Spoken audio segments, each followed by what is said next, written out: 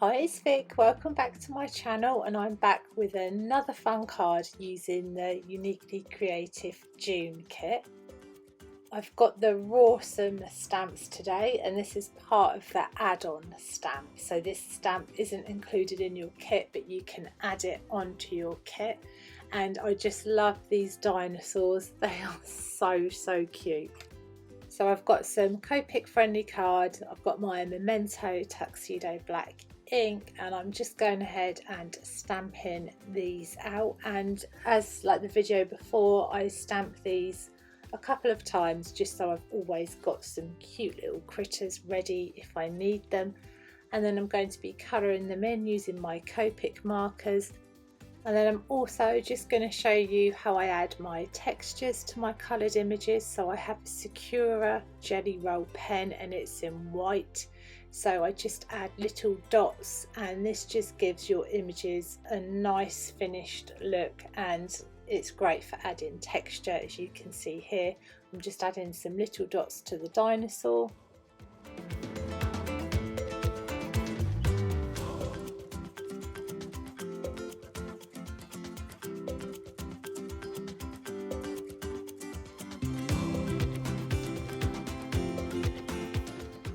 So now I've finished colouring up my images, I have the coordinating dies, so I'm just going to pop these over my images, secure them down with some washi tape, and then I'm going to go ahead and run this through my die cutting machine. And we're making a shaker card today, so I've also gone ahead and cut down my card front, which is an A6 size, and I have the evergreen stencil. So I've just got some distress inks, and I'm gently ink blending over this. With the other colours, I've used the green and the blue, but I've also used a pink, purple and orange, and I didn't actually apply this onto my ink pads. I just picked up my brush and used the excess leftover ink from that, so it gives it a much softer appearance. I'm then going to be using a circle die, and I'm going to add a window onto my card front. So there you can see that beautiful stencil.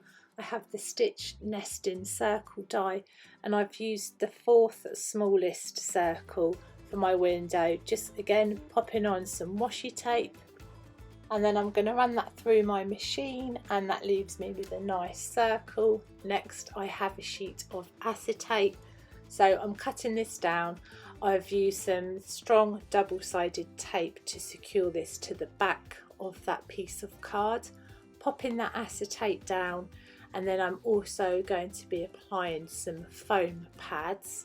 So I have one going all the way around the window. This is to make sure that none of the sequins come out when the card is shook. And then I'm just adding some more square foam pads to secure the back of that panel. And then I have another piece of card that is A6 size.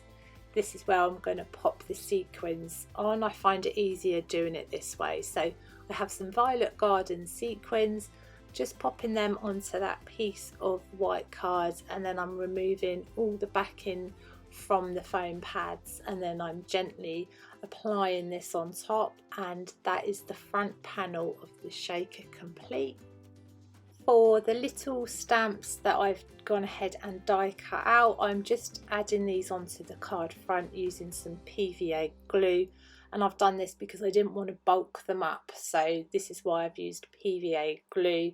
But I will be applying the foam pads onto the dinosaurs to give them a bit of added dimension, and I think it just makes the card look really pretty. So next I'm working on the sentiment, so I'm going to be heat embossing. I'm just applying my powder tool over the black card, and then I'm going to rub my fingers over this as well to get the powder into the card. This hopefully prevents lots of finger marks and embossing powder sticking to places it shouldn't. So I've got a Versamark ink pad, just applied that to my stamp. I'm using some white embossing powder, and then I'm going to get my heat gun and heat set this. And then I also have the die that's included with the coordinating dies, and I'm going to pop this over the top and run it through my die cutting machine. and it cuts out your sentiment perfectly. So I've gone ahead and adhered my images. I've just adhered my sentiment using some foam tape, and now I'm applying this onto a card base. This is an A6 card base. So I'm just lining this up and then pressing both pieces together, and the shaker card's complete. And I had so much fun making this card. I hope you enjoyed the tutorial. Thanks for watching. Bye.